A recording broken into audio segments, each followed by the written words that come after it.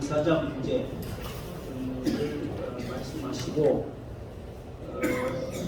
경제 안보적 관점과 해양 영토적 관점에서의 위협 요인과 중국을 비롯한 주변국의 위협을 제시하고 우리가 교육적인 측면에서, 인문적인 측면에서, 또 군사 전략적인 측면에서, 정치 전략적인 측면에서 어떤 선택을 할 것인가가 우리의 과제라고 제시해 주신 것 같습니다. 제가 이해하기로 그렇습니다. 역시 외교관을 지내해 오셔서인지 세계를 바라보는 풍천이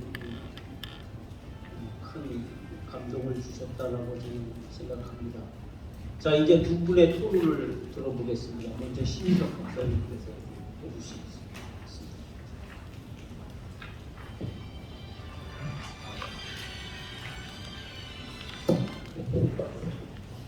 예, 안녕하세요.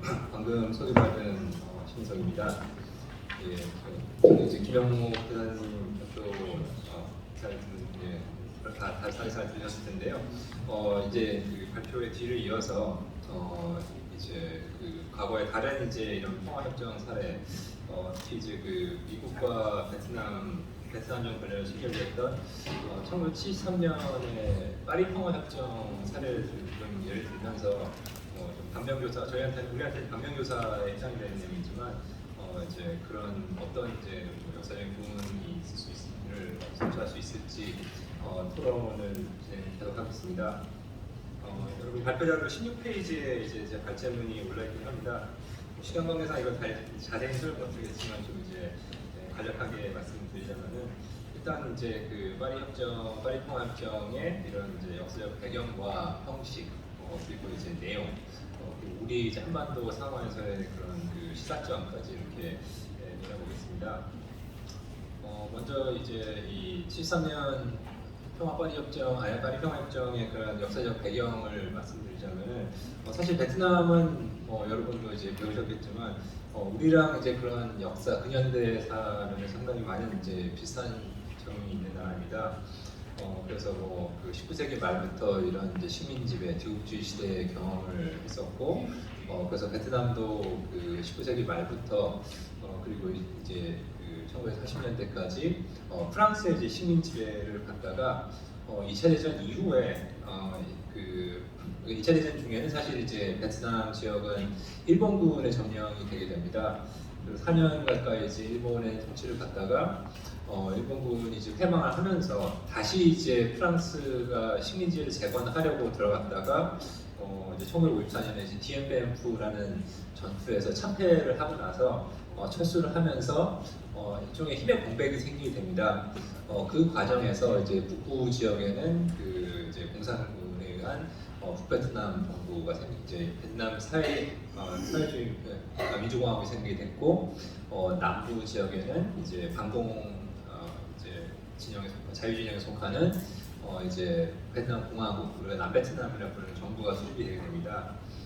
그러다가 이제 60년대 들어서 이제 그 남베트남 지역에서 이런 이제 그 군사 쿠데타를 발생하고 여러 가지 정정 불안이 발생하면서 그 기회에 이제 남베트남의 내에서 그런 이제 친공 공산주의 세력이 이제 또 그 세력을 확대하고 또 북베트남에서도 계속 이제 군사 침투가 계속되면서 이에 대응하기 위해서 이제 미군이 이제 참전을 하게 되고 이제 우리나라도 이제 그런 자유진영의 일원으로서 참전을 하게 되는 이제 그런 과정을 거쳤다가 결국에는 이제 어떻게 보면 이제 계속되는 전쟁에 대한 미국 국내 정치적인 그런 이제 피로감 때문에 이제 어떻게 보면은 그 미국 정부 쪽에서도 어떻게든 이제 베트남에서의 철군을 이제 모색을 하면서 그런 과정에서 이제 1973년에 이제 파리 평화협정이 체결되게 됩니다.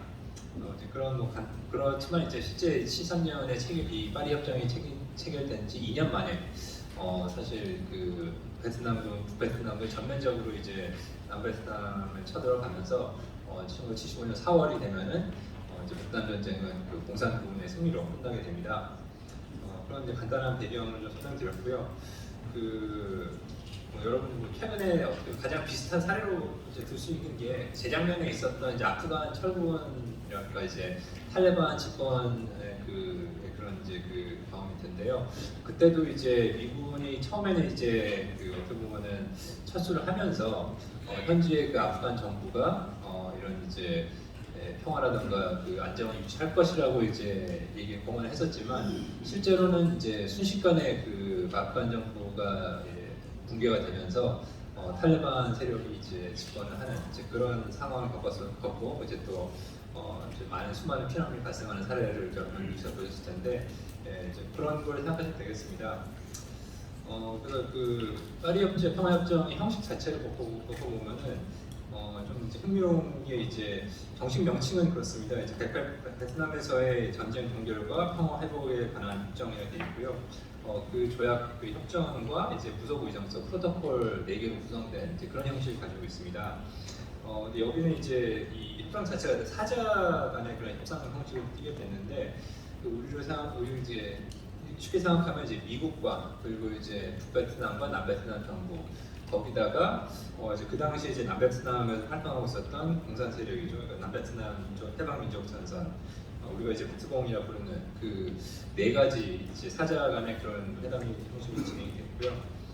뭐 그래서 18페이지 보면 이제 자세한 그런 이제 이런 그 협정문의 구성이 나와 설명이 되어 있고요. 그리고 사실은 이제 그 조약 자체는 이제 또 행정협정으로 체결되었습니다. 그래서 이제 어떤 면에서는 이제 우리 그 53년에 6.25 전쟁 정전협정과 비슷한 그런 측면이 있어서 따로 이제 의회의 그런 비준을 거치지 않는 이제 그런 정전협정과 유사한 그런 측면이 있고 또 이제 그 파리 협정 같은 경우에도 이제 그 협정 체결 이후에 이런 국제 회의, 정치적 회의를 한다고 규정이 되어서 실제 그런 정치적 회의까지 열리는 그런 수순을 갖게 됩니다. 그래서 뭐 간단한 내용은 이제 18페이지부터 19페이지를 참조하셔도 되겠고요. 뭐 4가지 이제 부속 의정서까지 이제 제가 설명을 해놨습니다. 그래서 이제 그 조약 그 협정의 주요 내용을 보게 되면은 그 19페이지부터 제가 설명을 이제 적어놨는데요.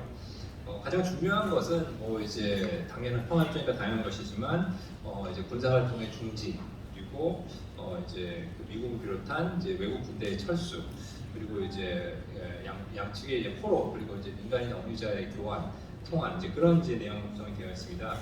그래서 그 베트남 전역에서 이제 1973년 1월 27일을 기해서 이제 모든 이제 군사 활동을 이제 중단하도록 그런 이제 그 항구적인 그 정전을 규정하고 있고요. 그래서 뭐 20페이지에도 말씀드렸지만 이제 아까 대사님께서 말씀하셨듯이 그 휴전이라는 시스파이어라는 개념과 정전, 그러니까 아미시스라는 개념이 좀 이제 이제 구분이 좀 모호하긴 한데요. 기본적으로 이제 휴전이라는 거는 이제 통상 과거에 일반적 전통적으로는 이제 뭐 작은 전투라던가 작은 그 전구에서의 그런 이제 그 전투행위 종료를 위한 약간 일시적인 성격의 그런 이제 말 그대로 잠시 전투를 휴전한다 그런 이제 쉬어간다 그런 이제 느낌의 그게 용어가 있는 휴전이고요. 그에 반해서 정전이라는 거는 이제 좀 더 그 지속성이 있는 좀 더 이제 어떻게 보면은 좀 더 이제 항구적인 성격의 그런 전쟁을 이제 그 전쟁을 정지한다는 이제 그런 차원에서 사용되는 것이 일반적입니다. 특히 이제 그 현대 최근에 들어와서는 과거 같았을 경우 이제 평화 조약을 통해서만 전쟁을 종료가 됐었는데 그 이제 우리도 이제 이 53년 정전협정 분명히 아시겠지만 사실상 정전협정에서 이런 전통적인 평화 조약에 담을 내용들이 다 포함이 된 경우가 많아서 이제 그런 식으로도 전투를 종료하는 이제 그런 성격의 조약의 성격을 가지게 됩니다. 그래서 20페이지 계속 설명을 말씀드리자면은 그 73년 파리 평화협정 같은 경우는 사실 그 내용을 보게 되면은 그 북베트남에게 일방적으로 유리한 그런 이제 내용을 담고 있습니다. 그래서 핵심적으로 뭐 그 각주 유기라고 하는 3조의 규정 같은 경우에도 이제 60일 이내에 그 모든 군대가 이제 외국 군대가 철수를 하고 이제 그런 다른 이제 그 남베트남에 있는 그 남베트남 정부군 그리고 이제 그 베트공 세력도 이제 더 이상 이제 그 군사 활동을 중지하도록 그렇게 규정이 돼 있지만 신기하게 북베트남에 대해서는 아무런 규정이 없습니다. 그러니까 그 당시에 이제 표면적으로 공식적으로 이제 북베트남 정부의 입장은 남베트남에는 이제 북베트남 군대가 없고 어디까지나 이제 남베트남의 자생적인 그런 그 베트콩 세력과 남베트남 정부군 사이의 교전이 벌어지고 있을 뿐이다. 라는 그런 주장을 이제 계속 유지를 했고 그렇기 때문에 최종적으로 파리해공 평화협정에서도 이런 그 실제로는 남베트남에 뭐 10만 명이 넘는 북베트남군이 이미 활동 중에 있었지만 그거에 대한 그 활동을 제약하는 어떤 규정도 포함되지 않았습니다.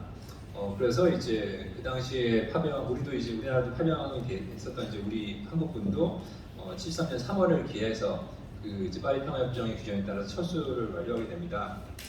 그렇기 때문에 어떻게 보면 남베트남 입장에서는 가장 치명적인 적이라 할 수 있는 북베트남군이 계속 이제 남베트남의 활동의 여지를 남겨주는 이제 그런 조약 그 평화협정이 되어버렸고요.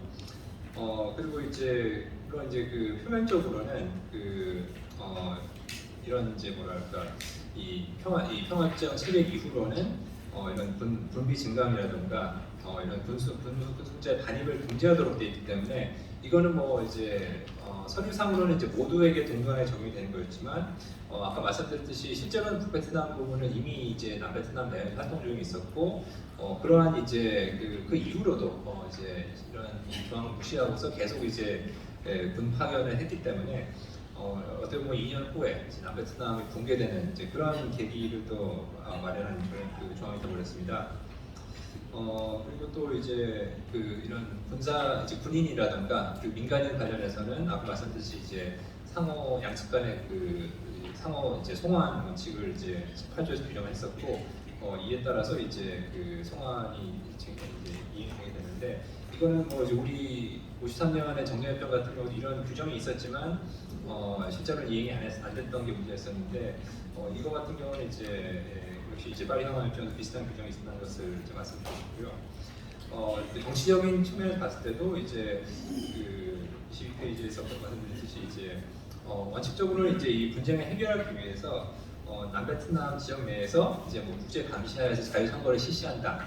이제 그런 규정을 두고 있었지만 실제로는 이것도 이행이 되지 않았었고 그리고 또 이제 그 역시 이제 10조에서 이 휴전은 이제 계속 영구히 준수가 되고 평화를 유지할 것을 이제 규정을 하면서 이제 남베트남 정부와 그리고 베트콩 세력이 이런 이제 기본적인 그 인권을 존중한 그런 규정까지 두고 있었지만 실제로는 이런 이런 권리 규정 같은 경우에도 제대로 이제 그 이행되지는 않았던 이제 그런 게 실제 역사에 가깝다 할 수 있겠습니다. 그래서 이런 이제 이런 실제 이 협정문을 보게 되면은 이런 향후 분쟁을 해결하기 위해서 여러 가지 좋은 이제 기구들은 이제 제안을 하고 설치가 되었었는데 여러 가지 실제로는 이제 이러한 그 규정들이 이행이 안 됐던 그런 이제 현실적인 문제가 또 이유에 있었고요. 특히 이제 뭐 23페이지에 보시면은 그 당시에 이제 미국 정부에서는 어떻게든 이제 이 키신저 국무부 장관 같은 사람이 이 파리 평화협정이 올바른 선택이었다는 것을 강변하기 위해서 어떻게든 이제 남베트남 세력, 그 베트콩 공산 세력에서도 그런 이제 이런 선거를 통한 그 정권 수립에 합의했기 때문에 뭐 공산군 측에서 양보를 했다라고 이제 주장했지만 역시 이것도 그 당시 남베트남 정부에서는 그런 이제 이 베트콩 세력을 인정하지 않는 것이 원칙이었기 때문에 어떻게 보면은 이제 그 하나의 양보를 미국 쪽에서 양보를 한 이제 그런 결과가 되어버렸고요. 그러다 보니까 이제 어떻게 보면 이제 그 여러 가지 그 다른 이제 뭐 상호 뭐 군사력 강축이라든가 그리고 또 남베트남이 이제 그 다른 공산권 국가와의 그 외교 관계 수립 등 여러 이제 보기 좋은 규정들은 많이 있었지만 결국은 이제 어떻게 보면 남베트남의 그런 패망을 막지 못하는 이제 그런 이제 결과를 초래하게 됐습니다. 이 평화협정에서는 또 이제 이런 남베트남 내의 그런 정치적 상황뿐만 아니라 남베트남과 북베트남 사이의 그러한 그 관계에 대해서도 뭐 어떻게 평화적인 수단을 통해서 통일을 한다. 이제 그런 이제 뭐 DMZ를 이제 V77도에 설치한다. 그런 이제 규정까지 두고 있었지만 역시 이제 실제에서는 이렇게 좀 휴지 조각으로 끝나버린 그런 그 역사적 결과를 또 기억해둘 필요가 있고요. 그 이외에도 이런 그 아까 말씀드린 이제 그 미국과 남북 베트남 정부 그리고 이제 그 인도 해방 정선까지 포함된 그런 이제 뭐 공동 군사회를 설치한다 뭐 이런 식으로 굉장히 그 여러 이제 그뭐 형식적으로는 이런 이제 그 평화 유지를 위한 이런 기구들이 설치가 되었지만 이런 이제 이런 활동조차도 결국은 이제 그 북베트남의 그런 활동이 그 이후의 군사 작전에 의해서 무력화되는 이제 그런 이제 결과를 갖게 됩니다. 그래서 뭐 또 22페이지에는 이제 그런 그 이후에도 이런 이제 이런 그 평화협정 규정을 이행하기 위해서 캐나다, 헝가리, 그리고 인도네시아, 폴란드로 대표로 구성된 국제통제감시위원회를 설치한다. 이런 이제 규정도 있었고, 이 기구에서 이 위원회에서는 이제 만장일치로 활동한다. 뭐 그런 이제 규정까지 두고 있었습니다.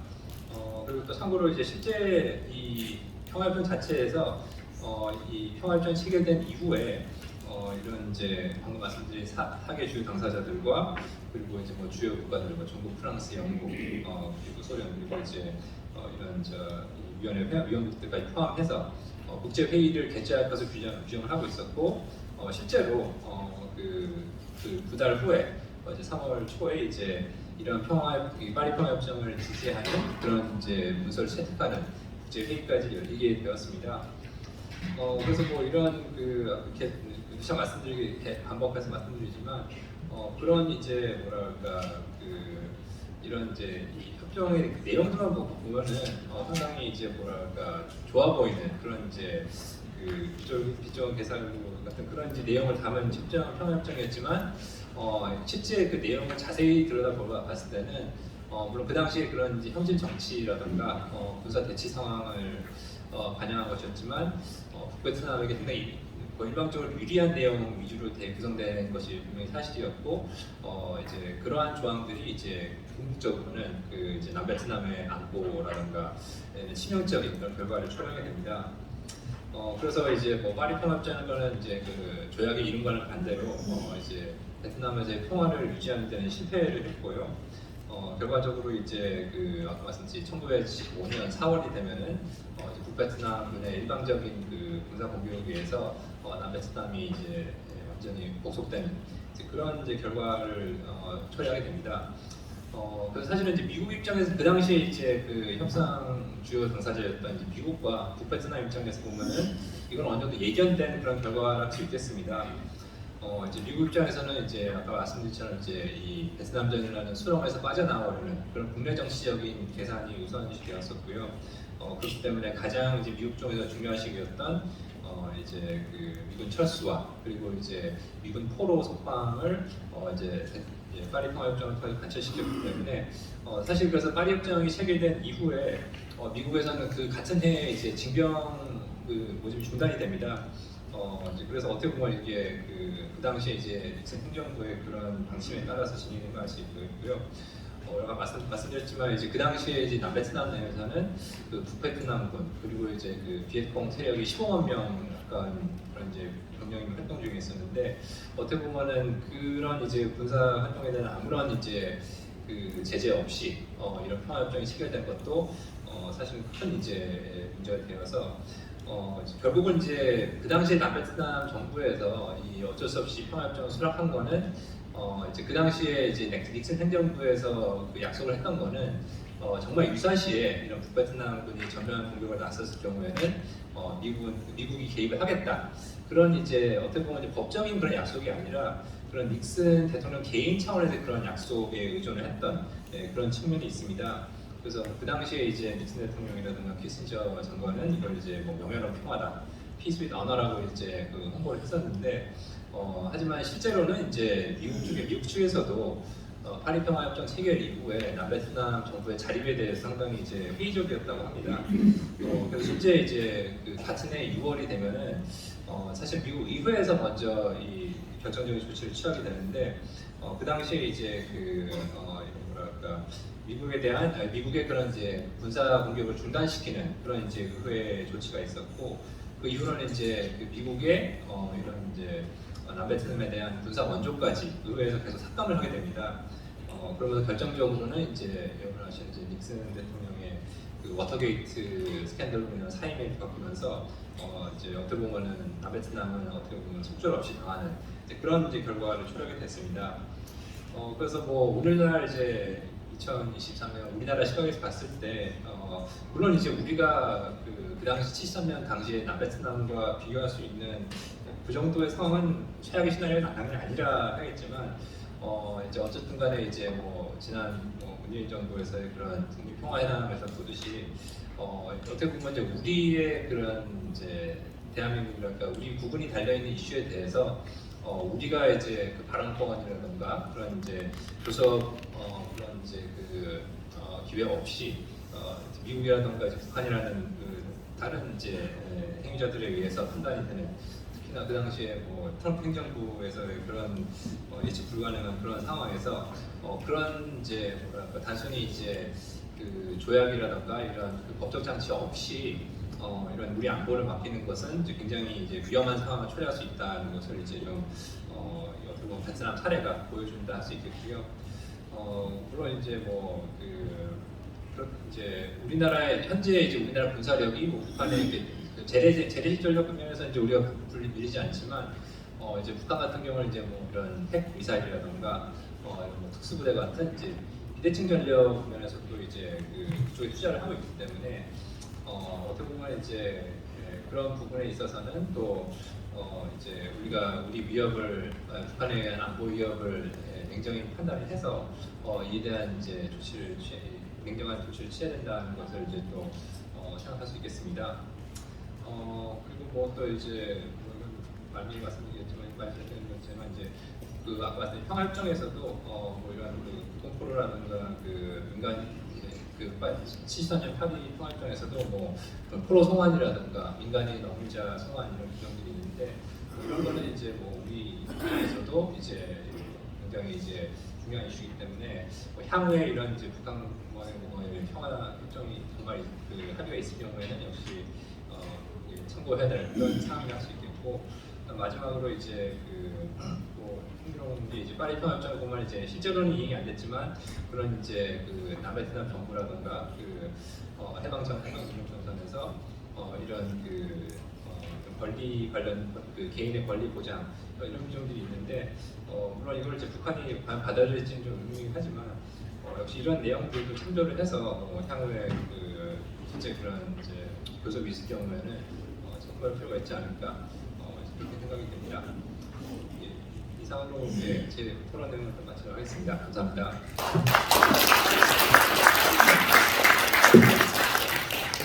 신희석 박사님 수고하셨습니다. 신 박사님은 미국과 베트남 간의 파리 평화 협정을 사들고 향후 한반도에서의 평화 협정 문제에 대두될 수 있는 중요한 요소가 무엇인지를 제시하셨습니다. 이런 걸 느꼈습니다. 동맹이든 우방이든 자국의 이익이 기본이라는 사실을 명심해 버렸다는 것과 이승만 대통령이 상호 방위 조약을 이끌어냈다는 것은 대단한 통찰력이었구나 라는 생각을 다시 한번 해보게 됩니다. 감사합니다. 자, 그럼 이어서 김민정 박사님